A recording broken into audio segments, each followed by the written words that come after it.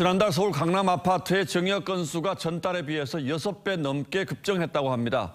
집을 여러 채 가진 사람이 다주택자로 세금을 내면서 버틸지 아니면 팔지, 그것도 아니면 증여를 해서 주택수를 줄일 것인지 고민하다가 결국 증여를 선택한 것으로 보인다는 것이 전문가들의 분석입니다.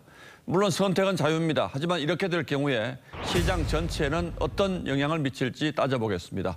윤석기 기자, 일단 증여 건수가 얼마나 늘었는지부터 보여주시죠. 네, 먼저 이 그래프를 보시면 증여 건수가 매우 가파르게 늘고 있다는 사실을 한눈에 알 수 있습니다.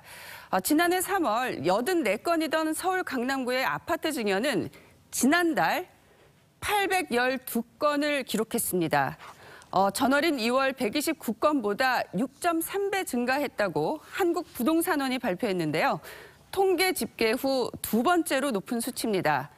강남뿐 아니라 이 서울과 전국의 지난달 아파트 증여도 보시다시피 전달에 비해 1.6에서 2배 정도 늘었습니다. 오는 6월 다주택자 세금 중과를 피하기 위해 자녀 등에게 집을 물려주는 경향이 특히 강남에선 뚜렷해진 거죠.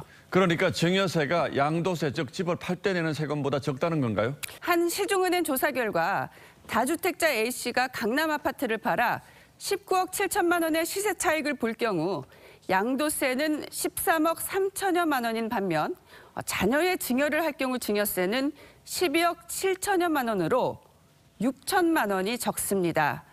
여기에 6월부터 이 다주택자 양도세율이 최고 75%까지 오르게 돼 증여세와의 격차는 보시는 것처럼 더 벌어질 전망이죠. 물론 계속해서 주택을 여러 채 가질 수도 있지만 이 경우 보유세 부담이 만만치 않습니다. 작년에 2, 3천 내셨던 분들도 올해 6, 7천, 최대치로 저희가 봤던 건 4억까지 1년에 꼬박꼬박 내셔야 되는데 소멸성이잖아요. 내시면 끝. 자, 그런데 집을 팔든 증여를 하든 이게 무슨 문제입니까? 맞습니다. 집 가진 사람이 집을 팔든 자녀에게 증여를 하든 그건 자유입니다. 그러나 증여 건수가 늘면 시장에 나오는 집이 줄어들 수밖에 없죠. 그렇지 않아도 공급 부족 때문에 집값이 자꾸 오르는데 이렇게 되면 집값이 더 오를 가능성이 높아집니다. 실제 강남구 아파트 전체 거래 중 매매가 차지하는 비중은 지난해 3월 71%에서 18%, 11%까지도 떨어졌고 지난해 8월 이후엔 40%를 넘긴 적이 없습니다. 올 1월엔 7%까지 떨어졌다. 지난달엔 23%가 돼 현재 매매는 전체 거래 10건 중 2건입니다. 반면 증여는 7건에 이르죠. 세금을 높이면 세금 부담 때문에 집을 시장에 내놓을 거라는 게 정부의 기대였는데 그렇게 되지 않고 오히려 물건이 잠기는 부작용이 생긴 거군요. 맞습니다. 취지가 아무리 좋아도 지나치면 부작용이 올 수 있다는 매우 실증적인 사례라고 볼 수 있습니다. 정부는 지난해 7월 다주택자 세제를 강화하면서 세금 압박에 시장에 매물이 쏟아져 나올 거라고 기대했습니다.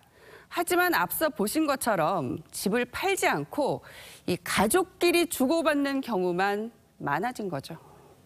거래가 정상적으로 돼야지 경제가 돌아가는 건데 시장이 멈췄다는 거고 시장 불안이 다시 또 한번 야기될 수도 있습니다. 이제 곧 부동산 세금 고지서를 받아보면 시장이 어떻게 반응할지 이게 또 주목되는 대목이군요. 그렇습니다. 예, 윤석기 기자 잘 들었습니다.